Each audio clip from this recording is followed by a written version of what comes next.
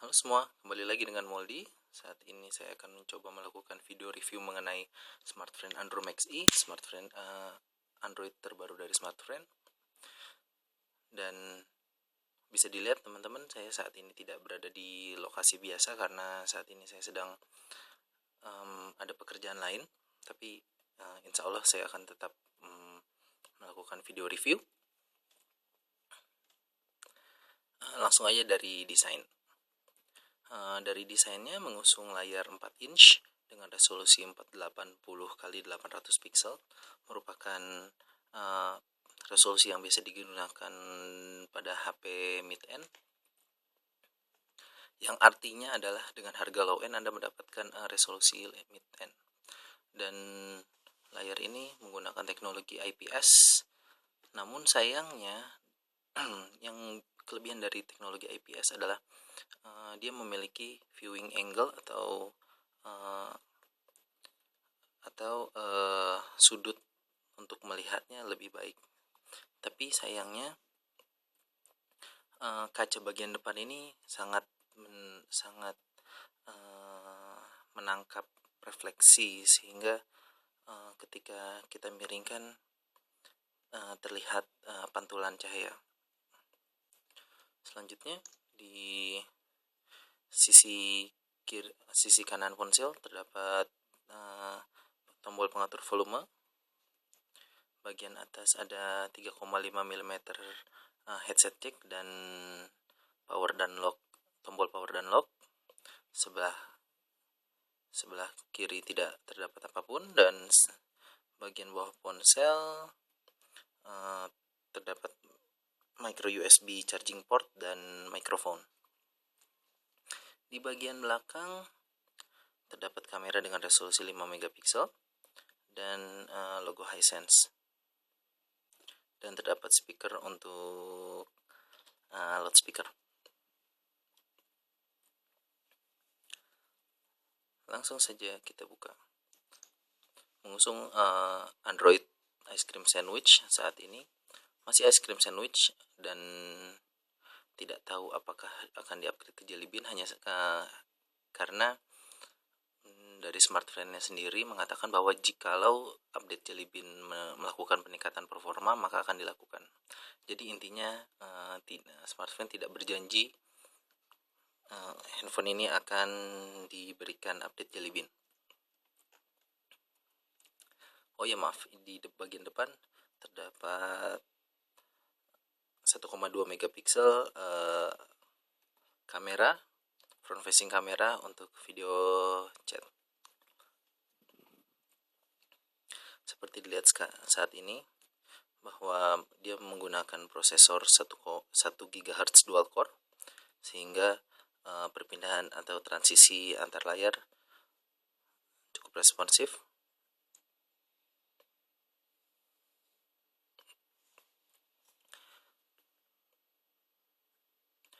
Dan saya juga telah melakukan benchmark dari handphone ini.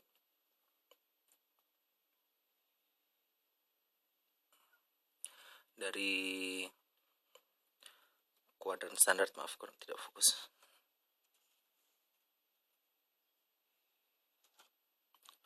Terdapat angka 2831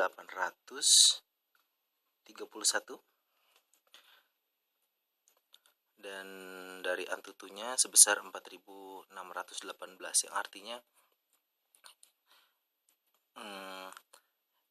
ponsel ini sangat baik performanya.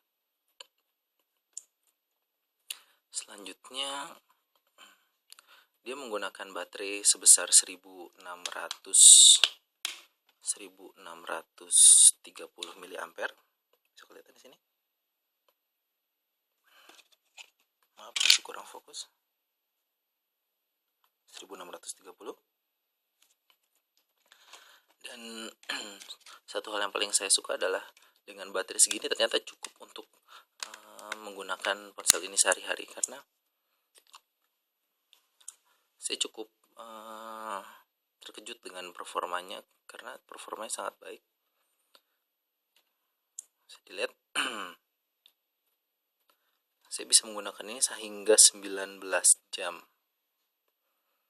19 jam dengan pemakaian standar, maksudnya hanya browsing dan nelpon dan sebagainya.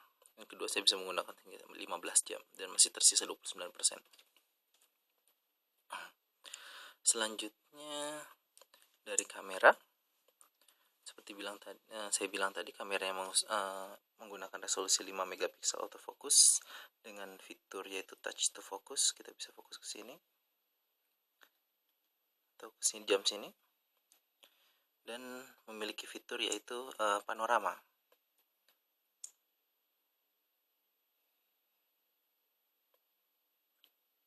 Namun sayangnya dengan kamera 5 megapiksel ini, dia hanya bisa menangkap video dengan resolusi VGA, tidak sampai HD.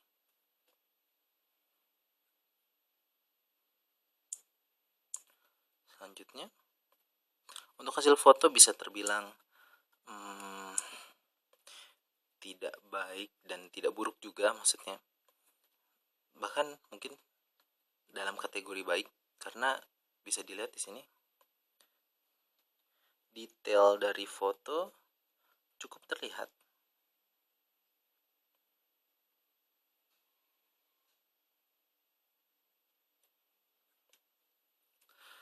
Tapi dia tidak disertakan flash, sehingga untuk mengabadikan foto dalam kondisi tidak ada cahaya, dia tidak bisa melakukannya. Dan satu hal yang mengganggu saya adalah karena dia memiliki 3 aksis sensor, jadi untuk tampilan saya tidak sangat terganggu dengan kondisi tampilan landscape ini, karena ketika saya hanya memiringkannya sedikit atau misalnya tergoyang atau seperti itu, dia akan kembali ke sini.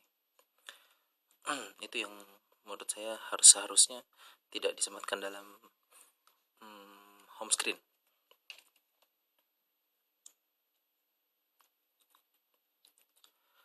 Maaf, sayang sekali saya tidak mendapatkan, atau bukan sayang ya, saya tidak mendapatkan problem screen freeze, tapi ada sedikit masalah ketika saya bermain Dead Trigger, yaitu seperti ini. Sebenarnya untuk bermain untuk game yang lain sangat baik dan sangat responsif.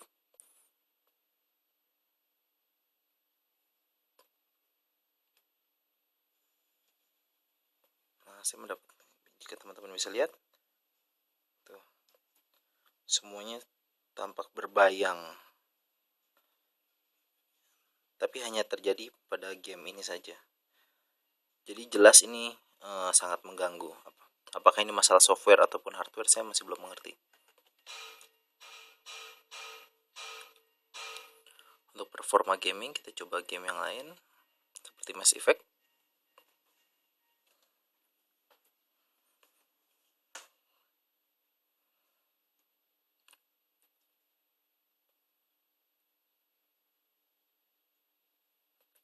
Sepertinya kamera saya mengalami sedikit masalah dalam hal fokus. Ya, bisa kita skip sini.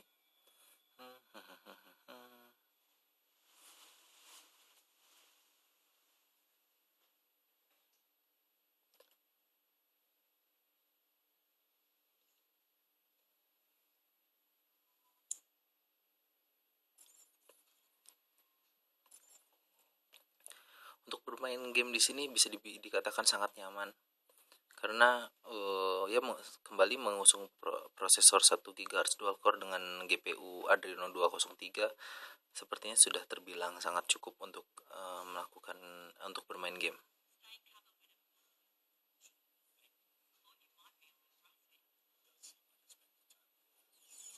Bisa dilihat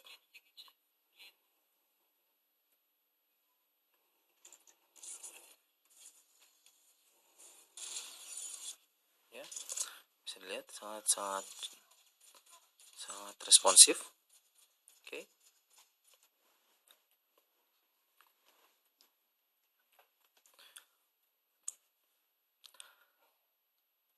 Dan yang cukup mengejutkan saya satunya lagi adalah walaupun dia menggunakan prosesor 1 GHz dual core, tapi yang disematkan dalam sini bukan prosesor biasa saja, yaitu dia menggunakan prosesor Snapdragon MSM 8625. Ini merupakan prosesor generasi keempat, yaitu Snapdragon S4, yang artinya adalah dia tidak menggunakan teknologi prosesor yang lama, namun menggunakan S4 prosesor, dan yang dalam kategori Play, S4 Play, tapi bukan yang Crate, ya, karena ya ini adalah prosesor generasi keempat yang bisa dibilang yang paling murahnya, tapi tetap sangat responsif untuk kegiatan sehari-hari, dan saya tidak merasakan adanya masalah seperti yang sebelumnya, screen freeze ataupun hard restart.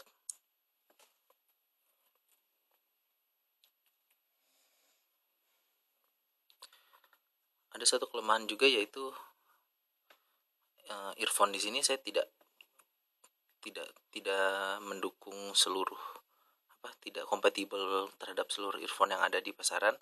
Saya mencoba untuk menggunakan dengan earphone dari ponsel lain seperti HTC ataupun Beats. Dia tidak mampu bekerja dengan baik, suara sangat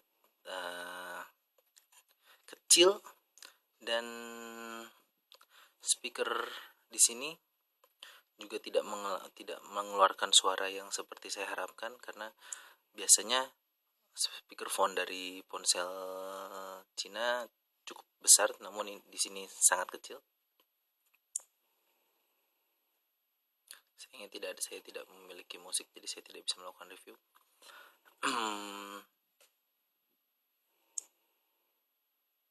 Satu lagi saya akan lihat, GPS.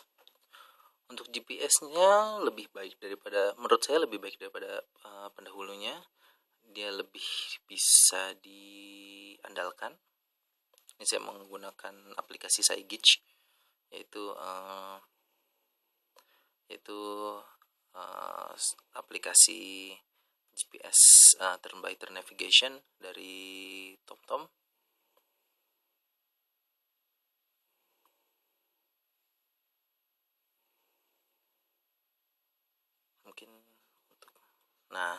Dan GPS sudah ngelock. Hilang dan ngelock. Oke. Untuk Google Maps-nya bisa dilihat di sini.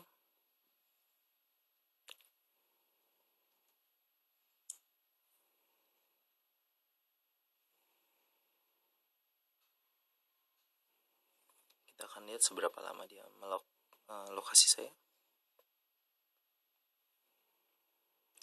Seperti teman-teman lihat, saya tidak menyalakan WiFi karena WiFi itu membantu untuk pencarian lokasi.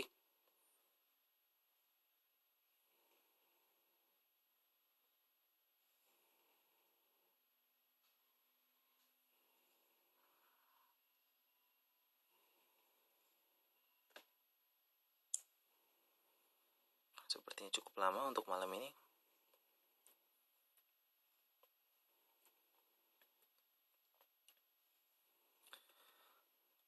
Oke, dia sudah melakukan.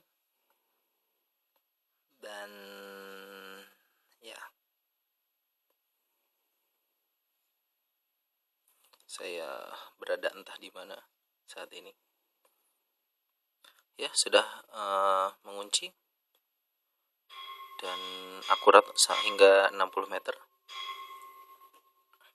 Cukup bagus untuk ponsel sekelasnya. Selanjutnya adalah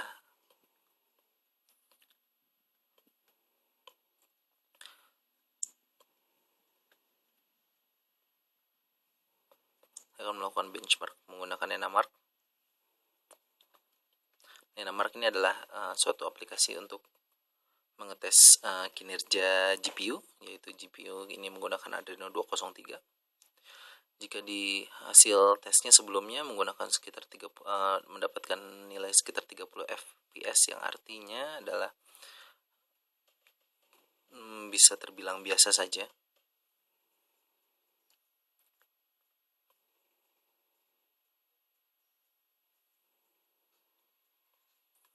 Dan ponsel ini untuk bermain game bisa tahan hingga 8 jam.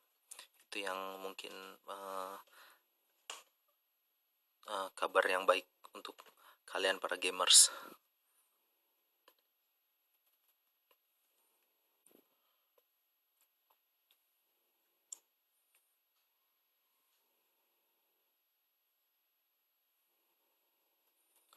Lagi ya.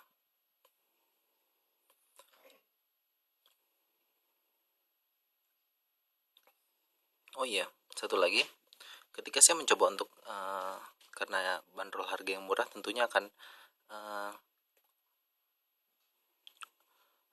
cukup menarik perhatian dari para calon pembeli. Cuman ketika saya mencoba untuk melepaskan SIM card smartphone, misalnya saya hanya kita hanya menggunakan GSM-nya saja, tapi kita tidak menggunakan smartphone-nya, ponsel ini tidak dapat digunakan. Ketika saya mencoba mencopot SIM card smartphone dari sini, walaupun dengan kondisi GSM yang ada, dia tidak akan terdapat sinyal dan tidak dapat dilakukan untuk menelpon maupun SMS. Cukup disayangkan memang, tapi ini merupakan salah satu strategi dagang dari smartphone agar ya kita tetap menggunakan ponsel ini, tidak tetap menggunakan smartphone sebagai kanal data. Oke, sekian saja. Saya mohon maaf atas segala kekurangan saat ini karena saat ini saya sedang ada pekerjaan. Jadi saya mohon maaf ya, mungkin kita akan ketemu di review-review selanjutnya. Terima kasih. Sekarang sudah malam. Sudah jam 2. Bye-bye.